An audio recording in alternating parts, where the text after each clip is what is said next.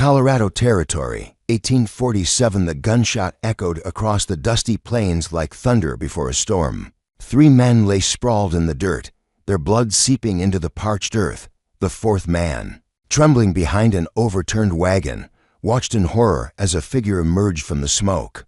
But this wasn't the feared gunslinger of legend. This was just a woman in a faded calico dress, her gray hair pinned back neatly, holding a smoking Colt revolver with the steady hand of someone who had done this before, many times before. Martha Blackwood had been living quietly in the small settlement of Dusty Creek for 3 years now. The townspeople knew her as the widow who ran the general store, always ready with a kind word and a fair price. She mended clothes, tended to the sick, and kept to herself mostly. Nobody suspected that the gentle woman who served them coffee and cornbread had once been known across the territories by a different name entirely. The morning sun cast long shadows across Main Street as Martha swept the wooden steps of her store. Her movements were methodical, practiced, the same routine she'd followed every day since settling in this quiet corner of Colorado Territory. The town was just beginning to stir. Old Pete was already at the saloon despite the early hour, and the blacksmith's hammer rang out its familiar tune. "Morning, Mrs. Blackwood," called out young Tommy Fletcher as he ran past, his bare feet kicking up dust clouds. "Morning, Tommy. Mind you don't track that dirt into your Ma's kitchen." Martha replied with a smile that reached her eyes. She'd grown fond of the boy over the years. Along with most of the other townsfolk, this place had become home in a way she'd never expected. The bell above her door chimed as the first customer of the day entered. It was Ezra Hawthorne, the town's undertaker, a thin man with kind eyes who'd lost his wife to fever the previous winter. "The usual, Ezra?" Martha asked, already reaching for the small pouch of tobacco he bought every few days. "Actually, Martha, I was wondering if I might have a word." His voice carried an unusual tension that made her pause. "There's been some talk around town, strangers asking questions." Martha's hand stilled on the tobacco pouch. "What kind of strangers?" "The kind that wear their guns low and their hats pulled down. 3 of them rode in yesterday evening, asking about folks who might have settled here in the last few years, particularly women on their own." The years had taught Martha to keep her expression neutral, but inside, her heart quickened. She'd known this day might come. The past had a way of catching up, no matter how far you ran or how quietly you lived. "I see. Well, I suppose there's no harm in folks asking questions." She handed him the tobacco, her movements casual despite the tension coiling in her chest. "Probably just drifters looking for work." Ezra nodded, but his eyes held doubt. "Maybe so.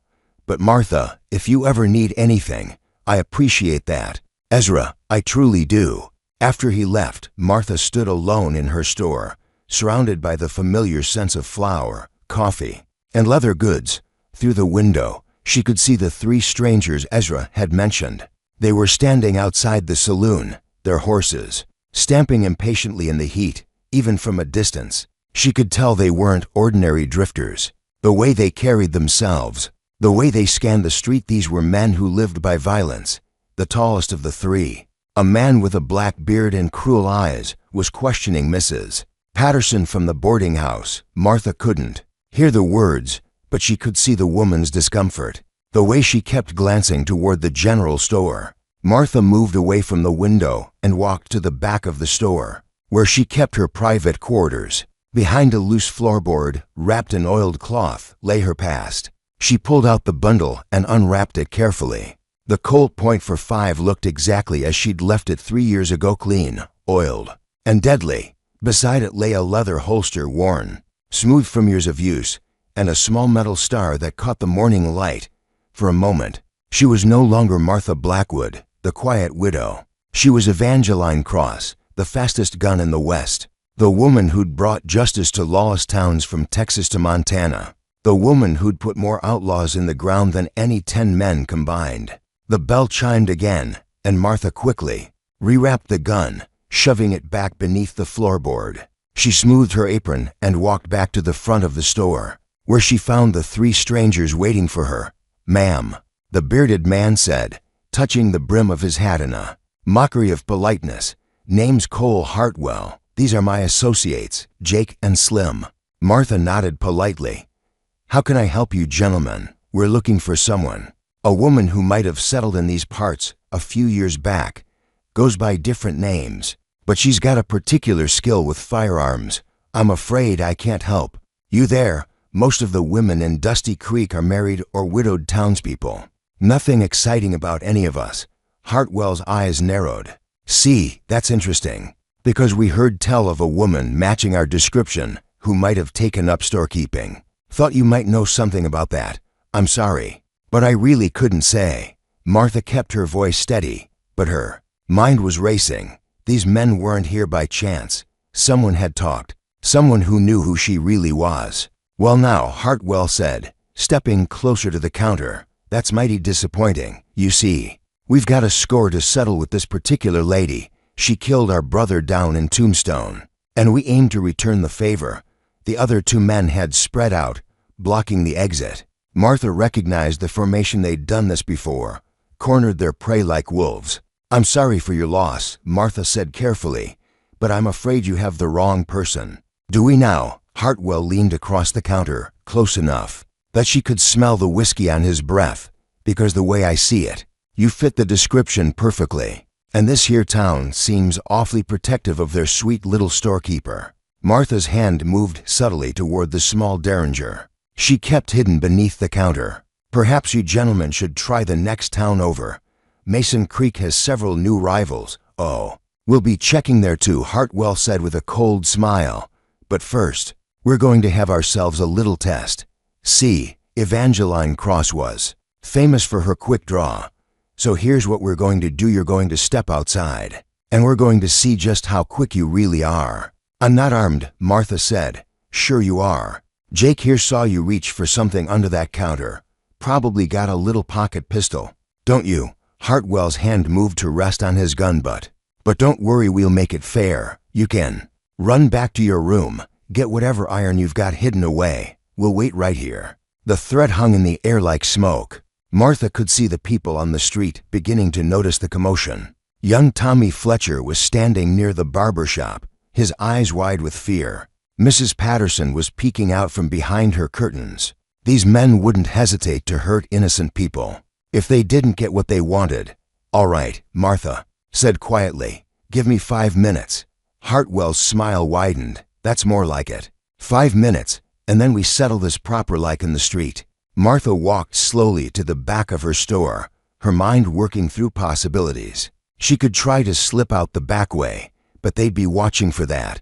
She could try to get word to the sheriff, but the nearest lawman was 2 towns over. No, there was only one way this was going to end, and she'd known it from the moment she'd first strapped on a gun belt 20 years ago. She knelt beside the loose floorboard and pulled out the bundle again. This time, she unwrapped it completely. The Colt .45 felt familiar in her hand, like greeting an old friend.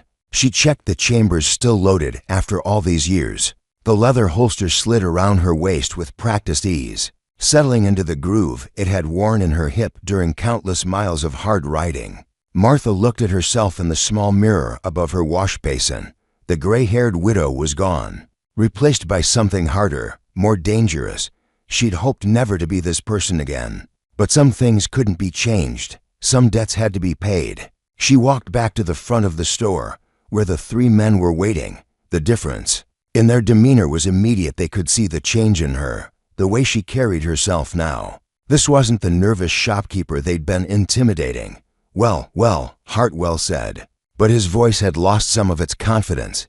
Look what we have here. You wanted Evangeline Cross, Martha said, her voice carrying the cold authority she'd once used to quiet entire saloons. Here she is.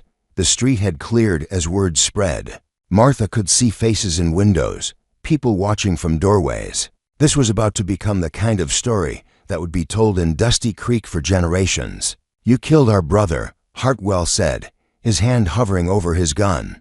I killed a lot of men's brothers, Martha replied evenly. Most of them deserved it. What was his name? Frank Hartwell. Tombstone. 3 years ago, Martha remembered. Frank Hartwell had been robbing stages and killing drivers for sport. She'd tracked him for 2 weeks before cornering him in a saloon. He'd drawn first, but he'd been drunk and sloppy. It had been an easy kill, cleaner than most. He was robbing and murdering innocent people, Martha said. I gave him a chance to surrender. That's not how we heard it, Jake spoke up, his voice high and nervous. Frank said you shot him down in cold blood. Frank lied, but I suppose that doesn't matter now. Martha settled into the gunfighter's stance. Her hand relaxed at her side. Are we doing this, or are you going to talk me to death? Hartwell's face flushed red. You're going to pay for what you did. You when you're ready, Martha interrupted. But know this, I've been killing men like you since before you learned to shave. This doesn't end well for you. The silence stretched between them like a taut wire. Martha could hear the wind rustling through the dusty street, the distant sound of a horse snorting in the livery stable, the rapid beating of her own heart. Time seemed to slow, the way it always did in these moments. Hartwell's eyes narrowed. His hand twitched toward his gun. Martha's Colt cleared leather and fired before Hartwell's fingers touched his grip. The bullet took him center mass, spinning him around before he dropped to his knees in the dust. Jake and Slim went for their guns simultaneously, but Martha had already shifted her aim. 2 more shots, so close together they sounded like one, and both men were down. The gun smoke drifted across the street like morning fog. Martha stood over the 3 bodies, her smoking Colt still in her hand. It had taken less than 3 seconds. Lord, have mercy, whispered someone from the crowd that was beginning to gather. Martha holstered her weapon and knelt beside Hartwell, who was still breathing but fading fast. You came looking for Evangeline Cross, she said quietly. You found her. Hartwell's eyes focused on her with effort. How did you? 20 years of practice. Martha replied, and you were too angry to think straight. He died with a curse on his lips. Martha stood and faced the crowd that had gathered. She could see the mixture of fear and awe in their faces. These people had known her as their neighbor, their friend. Now they knew her as something else entirely. I'm sorry. You had to see this, she said to the crowd. These men came looking for trouble, and they found it. Old Pete stepped forward from the crowd, his weathered face grave. Martha, or whoever you are, those were some of the fastest guns I've ever seen. I'm still Martha Blackwood, she said firmly. That hasn't changed. But you're also Evangeline Cross, said Ezra Hawthorne, his voice filled with something between admiration and fear. Martha nodded slowly. I was, a long time ago. The Evangeline Cross, asked Dr. Morrison, the town's physician. The one who cleaned up Deadwood, who brought in the Santiago gang, among others. A murmur ran through the crowd. The legend of Evangeline Cross was known throughout the territories. The mysterious woman gunfighter who'd appeared seemingly from nowhere, brought justice to lawless towns, and then vanished just as suddenly. Some said she was a ghost, others claimed she was an angel of vengeance. None had suspected she was living quietly among them, selling them flour and coffee. Why did you stop? Asked Tommy Fletcher's mother, Margaret. Martha looked at the 3 dead men, then at the faces of the people she'd come to care about. Because I was tired. Tired of killing, tired of running, tired of being afraid. I wanted a different life. And now, asked the blacksmith, his voice gentle. Now I suppose that depends on all of you. Martha's voice carried a note of uncertainty. She rarely showed. I understand if you want me to leave. What I was, what I did. It brings danger. These 3 won't be the last. The crowd exchanged glances, a silent conversation passing between neighbors who'd known each other for years. It was young Tommy who spoke first. You saved us, Mrs. Blackwood. They were going to hurt people. The boy's right, said Pete.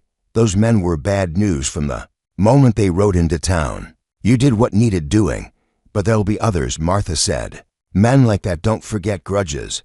Then we'll deal with them when they come, said Ezra firmly. This is your home, Martha. We don't abandon our own. A chorus of agreement rose from the crowd. Martha felt something she hadn't experienced in years, the warmth of true acceptance. These people knew who she was now, what she was capable of, and they were choosing to stand with her anyway. There's something else you should know, Martha said. The things I did. They weren't all for justice. Some of them were for money. I was a bounty hunter, and I killed for profit. Did you kill innocent people? Asked Dr. Morrison. No, never did. You kill people who deserved killing. Martha thought of Frank Hartwell of the Santiago gang, of dozens of other outlaws who'd left trails of blood across the territories. Yes, then that's enough for us, said Margaret Fletcher. We all have things in our past we'd rather forget. As the crowd began to disperse, Martha found herself alone with the 3 bodies. The undertaker's wagon would be along soon, and by evening, the only evidence of the gunfight would be 3 fresh graves on Boot Hill. She walked back into her store, past the shelves of goods that had become so familiar, past the counter where she'd faced down 3 killers. In the back room, she sat heavily on her bed and stared at the Colt .45 in her hands. For 3 years, she'd managed to convince herself that Martha Blackwood was her real identity, that Evangeline Cross was just a ghost from the past.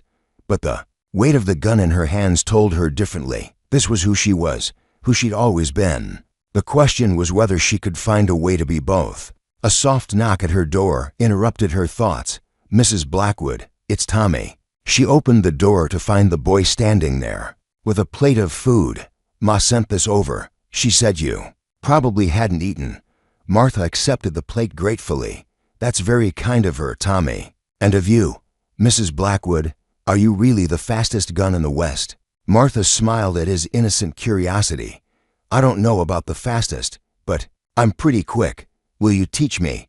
Tommy Fletcher, you don't need to learn to shoot like that. You're going to grow up to be a farmer or a shopkeeper or maybe a doctor. You're going to have a peaceful life. But what if bad men come again? Then I'll deal with them. Martha said firmly, that's what I'm here for. The boy nodded solemnly and ran back to his mother.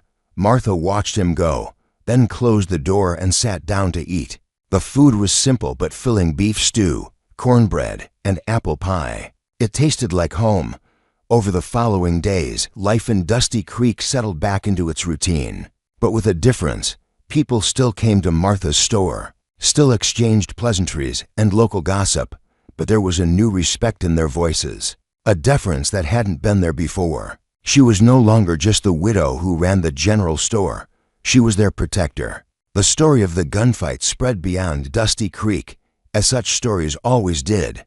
Within a week, Martha began noticing strangers in town, not outlaws looking for revenge, but curious folks who wanted to see the legendary Evangeline Cross for themselves. Most were disappointed to find an ordinary-looking woman in her 50s selling dry goods and coffee. But the smart ones, the ones who looked closely, could see the truth in her eyes. They could see the watchfulness, the way she automatically positioned herself near cover, the way her hand never strayed far from her gun. They could see that beneath the calico dress and gentle manner lived something dangerous. Before we begin, we'd love for you to watch the story closely and by the end, rate it out of 10 in the comments. Your feedback helps us understand the kind of stories you enjoy, and it guides us in creating even better content for you. One evening, as Martha was closing up the store, she found Sheriff Daniel Crenshaw waiting for her. She'd known him for years. He was one of the few lawmen who'd actually seen her work as Evangeline Cross,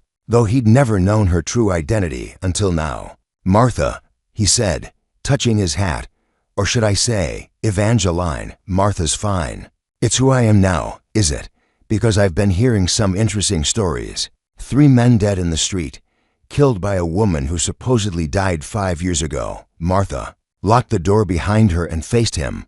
What do you want, Daniel? I want to know if you're planning to hang up that gun for good, or if I need to worry about my territory turning into a war zone. That depends on whether people leave me alone. Daniel studied her face in the lamplight. You know they won't. Word's already spreading. Every Tibet gunfighter in the territories is going to want to try their luck against the great Evangeline Cross. Then they'll end up like the Hartwell brothers. And what about the innocents who get caught in the crossfire? What about the people of this town who've accepted you? Martha felt a stab of guilt. She'd thought about this, had nightmares about it. I won't let anything happen to them. You can't protect everyone, Martha. You know that better than anyone. She did know it. She'd seen too many towns torn apart by violence. Too many innocent people killed because they were in the wrong place at the wrong time. But what was the alternative? Running again. Abandoning the first real home she'd found in 20 years. What are you suggesting? She asked. I'm suggesting that maybe it's time for Evangeline Cross to die for real, permanently this time. And how exactly would I do that? Daniel smiled grimly.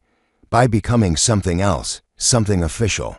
He reached into his vest and pulled out a star, not the tin badges worn by local sheriffs, but the silver star of a federal marshal. I've been authorized to offer you a position, Martha. Deputy U.S. Marshal, with full authority to pursue criminals across territorial lines. Martha stared at the badge. You're offering me a job? I'm offering you a chance to be who you really are without having to hide it. The territories need someone like you, someone who can go where regular law can't reach. And it would give you legal protection, federal backing, and in return, you help clean up this part of the country. There's a lot of bad men out there, Martha. More than I can handle alone. Martha took the badge, feeling its weight. It was heavier than she'd expected, not just physically but symbolically. I'd still be based here. In Dusty Creek, this would be your home base. Yes, the people here accept you, and you clearly care about them. That's important. What about the store? Keep it. Run it when you're in town. But when duty calls, Daniel shrugged. The territories need Evangeline Cross more than they need another shopkeeper. That night, Martha sat in her room, staring at the marshal's badge. Outside, she could hear the normal sounds of the town settling down for the night dogs barking, horses moving in the livery stable, the distant sound of piano music from the saloon. She thought about the path that had brought her here, from the young woman who'd first strapped on a gun belt to avenge her family's murder, to the feared gunfighter who'd brought justice to lawless towns, to the quiet widow who'd found peace in this small community. Each identity had been real, each had been necessary. But maybe Daniel was right. Maybe it was time to stop running from who she was and embrace it fully. Maybe Martha Blackwood and Evangeline Cross didn't have to be separate people. Maybe they could be the same person, living the same life. The next morning, Martha pinned the marshal's badge to her dress and opened her store as usual. But now, when strangers came to town looking for trouble, they found not just a retired gunfighter but a federal marshal, with full authority to arrest or kill as the situation demanded. The word spread quickly through the criminal underworld. Dusty Creek was off limits. Evangeline Cross was back, and she was the law.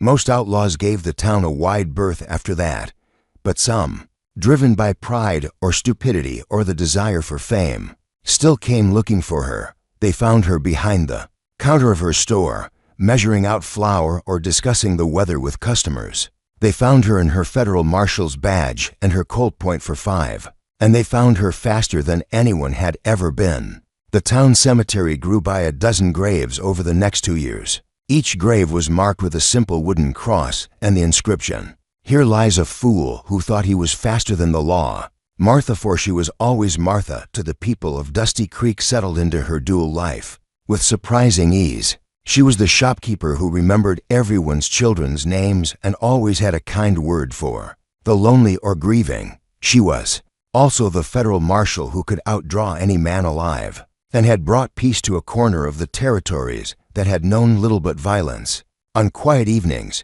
she would sit on the porch of her store, watching the sunset over the Colorado plains. Sometimes Ezra Hawthorne would join her, and they would talk about the weather, about the town's growth, about the future. He never asked about her past, and she never volunteered the stories.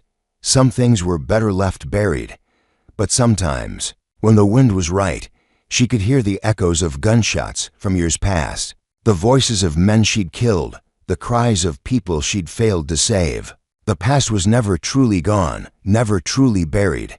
It lived in the weight of the gun on her hip, in the respect and fear in people's eyes, in the knowledge that she would always be both Martha Blackwood and Evangeline Cross. The widow had found her peace, but it was a peace won at gunpoint, maintained by the threat of violence. It was the only kind of peace she'd ever known, and perhaps the only kind she ever would. As the years passed, the legend of Evangeline Cross continued to grow.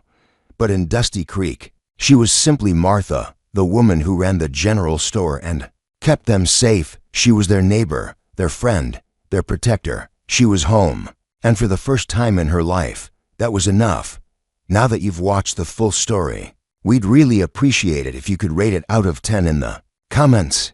Your thoughts help us improve and ensure we're bringing you the kind of storytelling you truly enjoy.